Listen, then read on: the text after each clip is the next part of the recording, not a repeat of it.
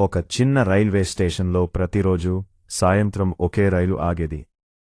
ఆ రైలు ఎక్కి వెళ్లాలనే కలతో రమేష్ అనే యువకుడు సంవత్సరాలుగా అక్కడే పనిచేస్తూ ఉండేవాడు. బాధ్యతలు, భయాలు అతన్ని ఊరు దాటనివ్వలేదు. రేపు వెళ్తా అన్న మాటే అతని తోడుగా ఉండేది. ఒకరోజు కౌంటర్ మూసేవేళ ఒక వృద్ధురాలు వచ్చి, చివరి టికెట్ ఉందా అని అడిగింది. రమేష్ దగ్గర ఒక్క టికెట్ మాత్రమే మిగిలింది.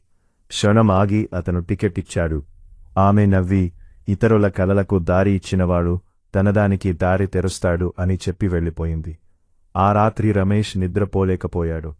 ఉదయం స్టేషన్కి వచ్చి తన రాజీనామా పత్రం ఇచ్చాడు. అదే రైలుకు తన పేరుతో టికెట్ కొనుక్కున్నాడు. రైలు కదిలింది.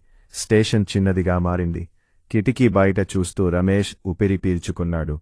అతనికి అర్థమైంది, టికెట్ చేతిలో ఉండటం కాదు, ధైర్యం మనసులో ఉండటమే ప్రయాణం మొదలు పెడుతుంది.